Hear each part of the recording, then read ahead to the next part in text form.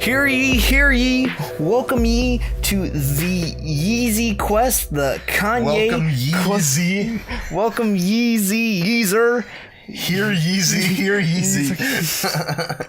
Well, that's good. We'll leave that for future Thank episodes. Hear Yeezy. Welcome to Ye Kanye quest. Ye old 808s and ye old Heartbreakers. This is the weekly series we do where we go through Kanye West discography. We talk some of the brief history surrounding the album. We also do a little Kanye quest. D&D like Kanye quest. It's not D&D. It's more like we fought like one guy and it didn't go that well. So we just stopped. Now it's just more of like narrative storytelling. It's more like Kanye fan fiction at this point. It really is. I'm writing Kanye fan fiction. It's each week we start off with the Kanye quest, which is my character, Father Stretch, my big Trev the Refrigerator Kid, part 2. Going on this epic journey with Kanye West. We just left Skyvale University after Kanye pretty much committed genocide on everyone that went there. You helped him. It was your sword. The blood is on your sword. No, it was just sword. my cassette tape that had the blood is on your sword. Blood on my sword. Oh shit, what fell? Oh, it's not important. Blood on my sword. I was trying to figure this out now. And I want you to wait. That's not this album. We probably should not sing that. And I want you to wait, please. No spoilers, please. I can't wait that Kanye killed everyone off in that track and I want to spoil you. It's gonna be great. But yeah, let's start off with the Kanye quest. Okay, all right. So you and Kanye climbed down the mountain, right? You were on the mountain, and you left Skyvale's ruins far behind you, both physically on the mountain and in your mind, mentally. You don't want to remember all the people that Kanye slaughtered. They just wanted their degree. They just wanted to complete their associates. They're gonna go to a slave camp. But they don't know that. Not anymore. They won't, because everybody's dead. Skyvale is no more.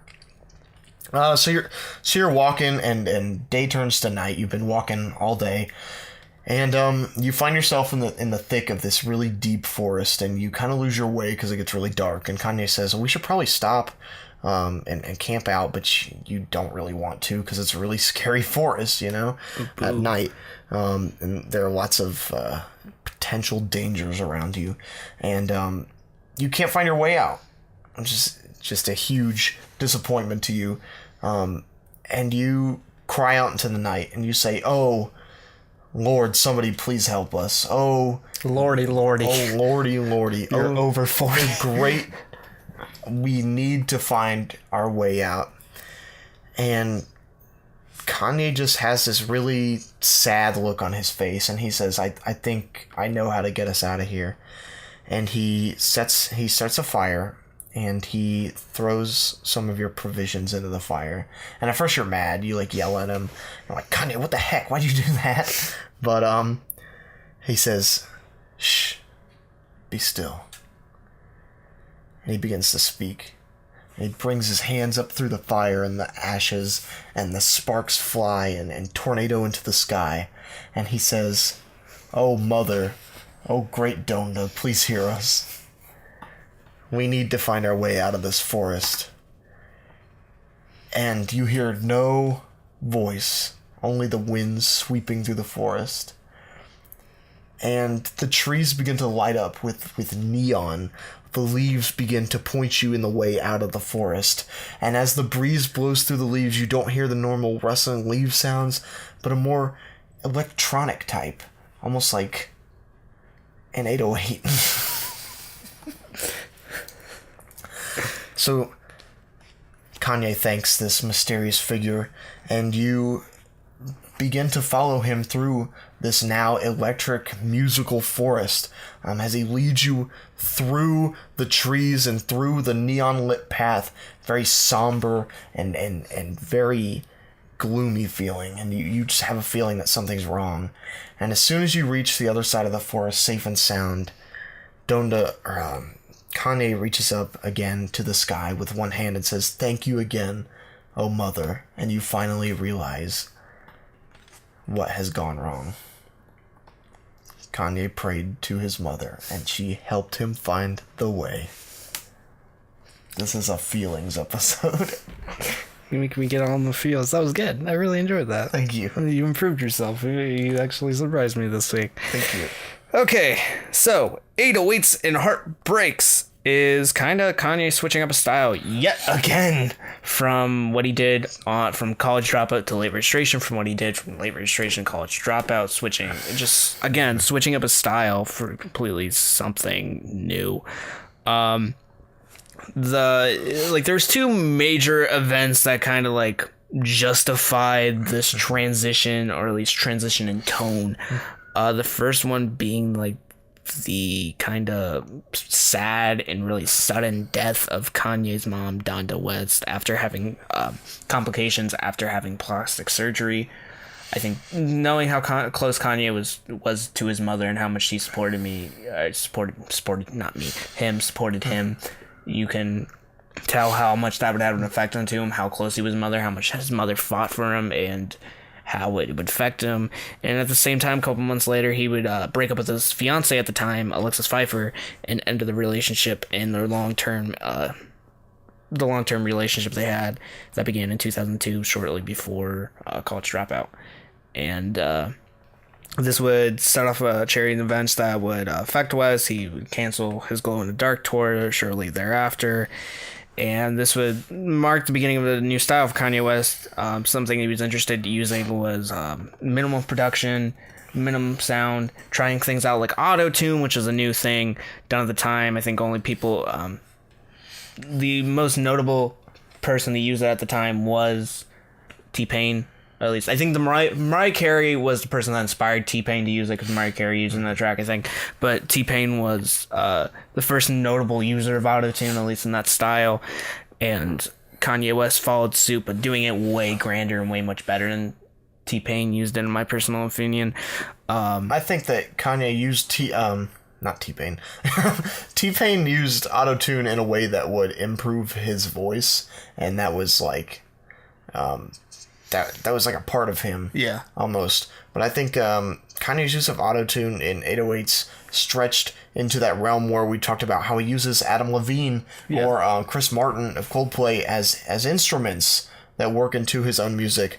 Kanye didn't use auto-tune as an assistant. He used auto-tune as an instrument. And that's something T-Pain has kind of gave Kanye flack for, because T-Pain's called what he used autotune as an instrument, and what Kanye has used and what other rappers have used not as an instrument. So like that kind of confuses me. But I think it can be used as a crutch. But I don't think Kanye used it as a crutch, because I know he can sing without it. I think what like Migos used as like a crutch, definitely. Also, I know T-Pain can sing without auto-tune, so maybe he's using it as a crutch. But I think Kanye is essentially the sound of his album. He also wanted minimum production, and he was using a Royland 808, and that was essentially the entire sound of his album. Minimum pop production, more emotional, because Kanye was going through a lot of things, a lot of trauma at the time. Death of his mom, breakup, long-term relationship, and he was going through a lot of heartbreak, a lot of emotional trauma that he wanted to get through on this album. Just in the way like Graduation was, he made it, he's here, he's on the mountaintop. 808 was, oh, now I'm in the pit, I feel emotionally like I'm in the pit, I've gone through off the mountaintop. He may be up the mountaintop fame wise, but emotionally and personally he feels like he's in the pit. And I think that's kind of it's weird that it's not only his sound's changing up, but his life and his reflection of himself is changing up. What's great about this album? I think this album's one of Kanye's most. It's Kanye's most underrated album. I will say that. I don't think like Graduation's underrated. I think it's underrated more as like how people view it as one of the better Kanye albums, like we do. But like, I think 808 Pound for Pound is like underrated. I think people just overlook it because of just the heavy use of autotune, because it's not really a hip hop album. It was so polarizing. It's a pop album. It was so polarizing when it came out, because the public thought, here's a new Kanye album, and especially following in the wake of the College Dropout into Late Registration into Graduation, like that was a trilogy. Yeah, that's a very like obvious trilogy. And when 808s came out, it was like something that it wasn't a normal like Kanye album. It didn't have like this. It hardly had like any samples. Like it didn't use like a lot of really anything production wise besides the 808 and the auto tune. Let's do the sample credits real fast. I think the only one's on Robocop, if I'm not wrong. Robocop and Bad News. And they're not like traditional soul samples or like how the rock samples or electronic samples we got on Graduation. No, that's like orchestral samples and stuff of that nature. I think it is a pop album. I do not classify this as anything more than a pop album. I don't think this is a hip hop album by any means. And I'm not saying it's bad because of that. I think that's just the genre this album just kind of falls under place in. I think when I think of how this album's kind of underrated or how polarizing it is, I think when I was in 6th grade and me and my mom were driving somewhere and it was like the dead of night and Love Lockdown starts playing on the radio. And my mom was just like, I haven't heard the song before. She was talking about it, but she was just like, the song sucks. It's so like basic. There's like no rhythm to it or anything. It's just like the simple drum and that's it. And I'm like, no, I think this is kind of cool for that. And my 12-year-old self like really appreciated that just because I thought it was so different at the time. And I thought I really enjoyed the production. I really enjoyed the drums on the track. And I still do. I think that's like one of the better moments on this album. I think just going into this, I think Kanye was able to turn a tough time in his life into something kind of not tough, but something very polarizing, at least sound-wise. Because I personally enjoyed this album a ton. I think it's really good. But no, I really like 808s. I have to give Kanye like immense credit because I know that like if other artists of his caliber were going through a difficult time like that back in 2007, yeah, people wouldn't have done the same thing. Like they would have taken a break from music. They would have created an album that gave like a kind of a false sense of like, hey, everything's okay. Yeah. And they put on a mask or said like, look, I overcame, I triumphed. Like I'm pretty sure Taylor Swift has done look this at like me 20 times. Yeah. But like basically like that feeling of triumph, but Kanye was like, I'm sad. Here's my heart poured out to you and I don't care. Like and when you get into production, it matches the feelings of heartbreak. You get into Say You Will, it's isolating in a sense. You feel like you're just alone. But at the same time, there's like a melancholy beautifulness, if that makes sense. The beauty in the melancholy and the beauty in the sadness, which is a concept I always like looking into because I think it works really well. But there's a beauty in the sadness. There's a beauty in the heartbreak. And Say You Will, I think it's the magnum opus of minimalism, essentially. This grand, it's just drums and this simple like choir sample, but it feels like it's like I'm listening to an orchestra perform it. It's only those two things, but it feels so big. Welcome to Heartbreak. Kanye's like I believe it's Kanye's first collaboration with Kid Cudi, at least on a Kanye project. I'm gonna say yeah. On a Kanye project for sure, it's the first interaction or Cudi's first feature. Not the last. Not the last, but very catchy, very fun. I think it would have worked better as an intro, but I think Say You Will is so good. It feels like an intro. It feels like a second intro. I think Say You Will, you needed that in spot, but Welcome to Heartbreak, it's more of like an introduction to the album, and it works really well. Heartless. The more I listen to that track, I think it's like one of Kanye West's like best tracks. I think it's his most catchiest, but at the same time, it's Kanye West, I would say, his most poppy track out of any of the stuff he's produced. This is just Kanye making. It's very similar to Graduation era Kanye in a sense, but it's more tweaked. It's more tweaked into a pop track, more tweaked into a more minimal style. It's the most hip hop out of any of these tracks, I would say. This and Amazing. Yeah. Another underrated track in my opinion with Young Jeezy.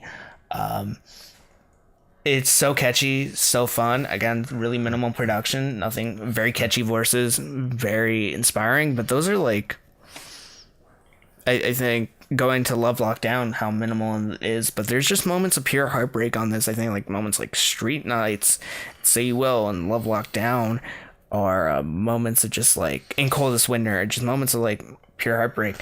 I think the weakest moment I have to say on this project, See You in the Nightmares, but I even like that. I like how Lil Wayne's kind of incorporated in this weird way of he's kind of doing what Kanye's doing on the same track. They're both trying out singing. Like, you don't expect Lil Wayne to be like singing on a track in the same way. I expect him to be playing guitar.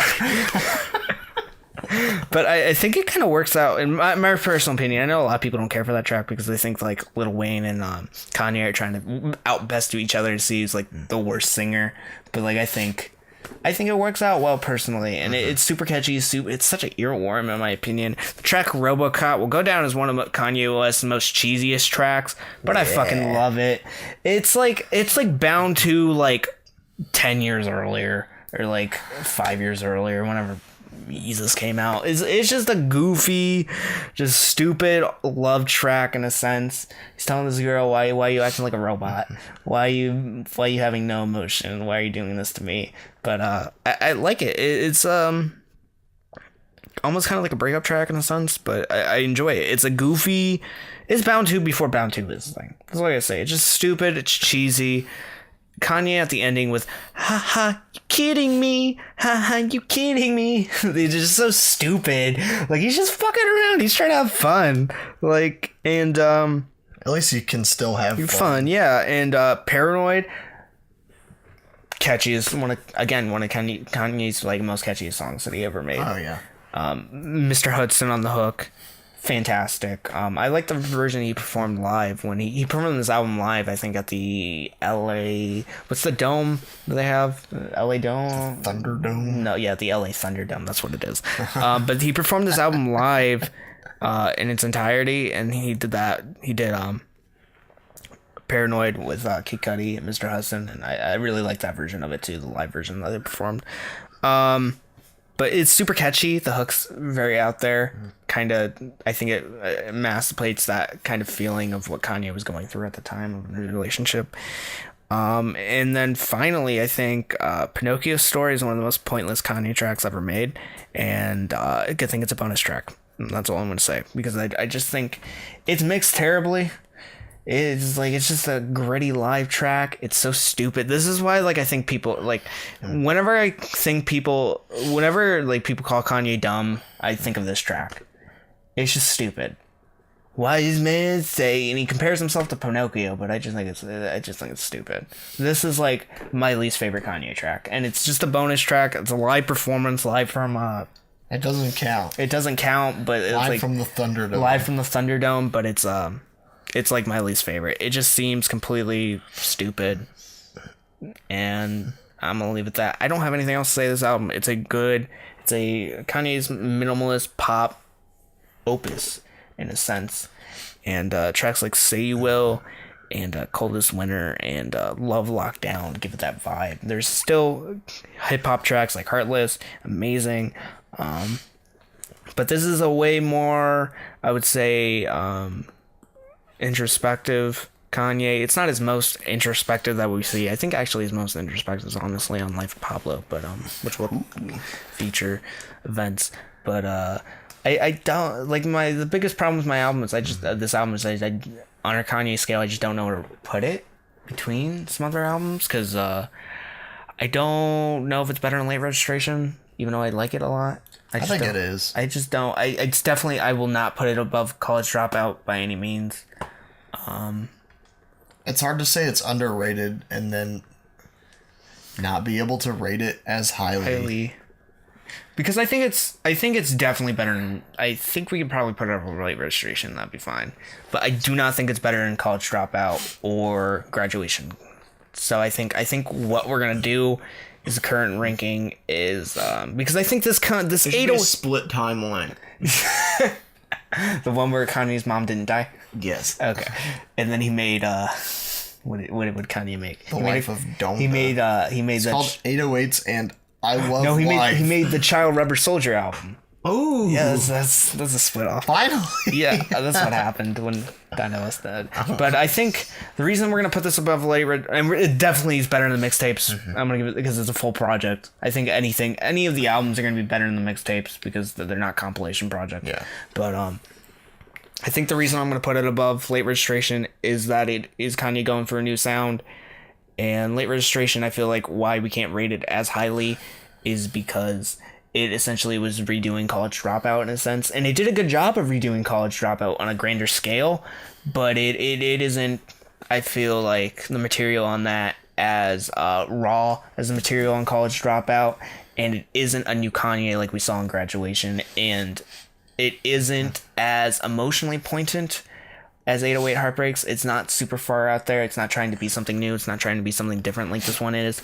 So I'm going to give, I think the current ranking is Get Well Soon, I'm Good, Can't Tell Me Nothing, Late Registration, 808s and Heartbreaks, College Dropout, Graduation. I think that's where we're going to leave it at that.